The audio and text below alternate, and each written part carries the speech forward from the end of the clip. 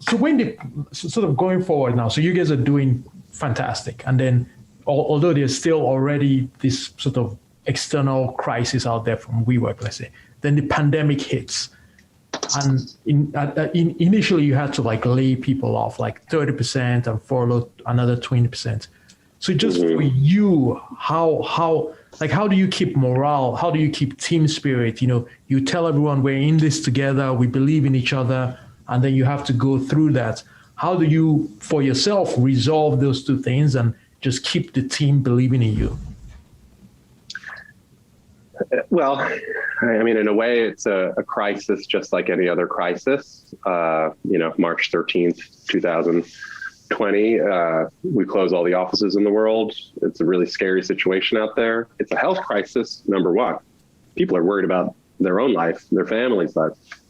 And then there's going to be a massive economic crisis for everyone. And that means something for our business, right? So like any crisis, zooming from the big picture all the way into what does it mean for us? And I've had a few of these, Virgin Mobile was just getting started when 9/11 happened. My smartphone company Peak was just getting started in 2008 when Lehman Brothers failed. I've been there, and there are some things that founders need to do when these things happen. You need to assume it'll be really, really bad, worse than you think. We cut half our headcount within a few days of this thing going down last year. I mean, at the time I was like, man, we're cutting super deep. This crisis will be like 6 months. I'm sure we're going to want to rehire these people in another 6 months. Like, this sucks, but we just got to do it. And so we did it. So we got to stop. Like, why do you cut if you think you might have to rehire them? Why do you have to sort of go further than you think is? Well, because you know that revenues will go down, new deals won't happen, and revenues will go down. I mean, sitting at that moment, some things were obvious. There were going to be no one's going to do any new deals. And part of the nature of our business is we were accumulating supply. We had this big platform. Every month we're doing like 10 million new in revenue. It's like going like this. And we're like, okay, assume it goes like that. Actually, that's not enough, not flat. Let's say it goes down 50%. And now we're about to have a gross profitable quarter, but Q2 could be minus 20, minus 40 million. Q3 could be minus 80 million. Like, I don't know.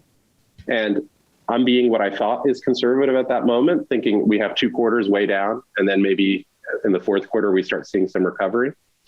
But you just do the math on that level of conservatism, and you're like, wow, that's going to cost a lot of money. We're going to have to reduce our expense load. We got to do anything and everything possible to just reduce expense, even if that hurts the business, because cash is much more important than strategy in a time like that, So we were looking at that moment and we're like, all right, it's going to be really bad. Let's cut very dramatically. Let's put on insanely strict cash controls. We have no idea. I mean, small businesses are going to be shutting down. Enterprises may stop paying vendors.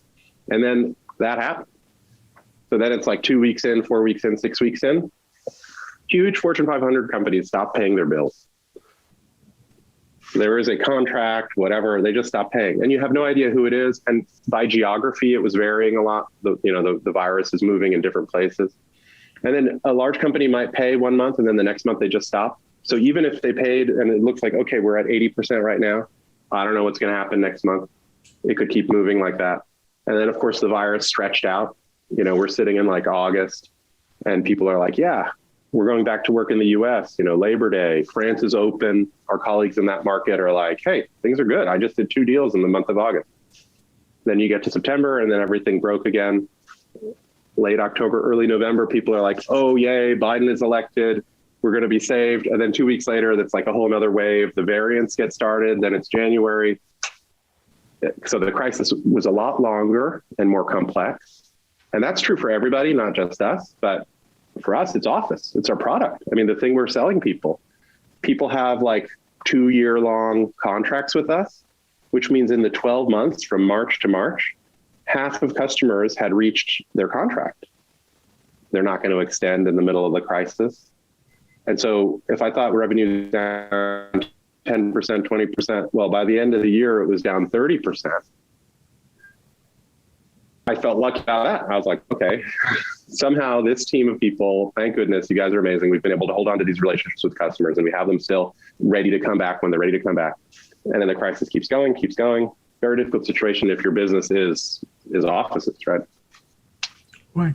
Yeah, because that's exactly like just what you described. That's just the nightmare scenario. Because as you said, I think, you do one deep cut exactly because you don't want to do this trickle by trickle cuts where people think like, then it's kind of almost like inflation expectations. You now expect like cuts, more cuts, and that just demoralizes people.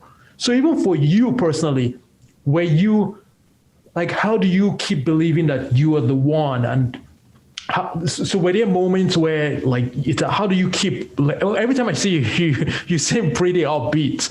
Like it's just hard to, are there any techniques that you use, or how do you internally just stay motivated?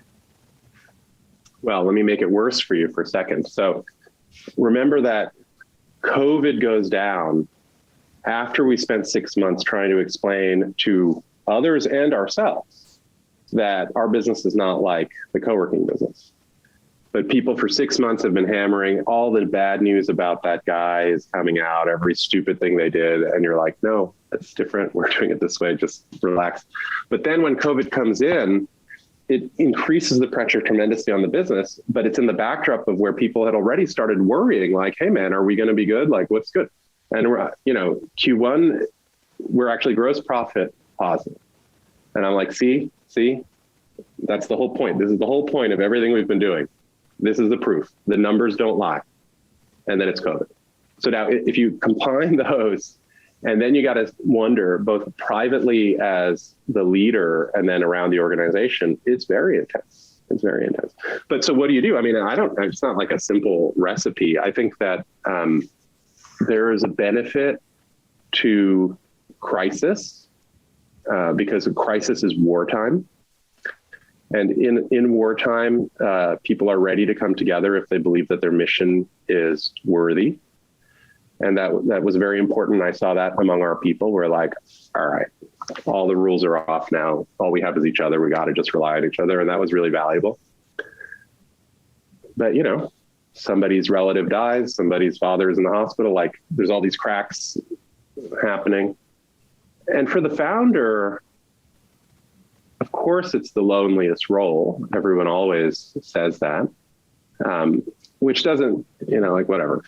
You're also like super powerful, have lots of equity. You're like much better off perhaps than somebody who's like laid off in round one. So there's nothing to feel any terrible pity for the founder, but for the job of founder, it is very hard. And, my only observation when I speak with other entrepreneurs over the years is that there is a certain kind of disposition, like a certain way you are going in, which can really help a lot. And I actually consider it one of the criteria. I think it is like, if you don't have this, it's going to be too hard. Because starting companies means continually living on the edge of disaster. Like there's that, there's that book, it's in the series, The Hitchhiker's Guide to the Galaxy series by Douglas Adams. The third book is called The Restaurant at the Edge of the Universe. So in the story, they've like invented time travel.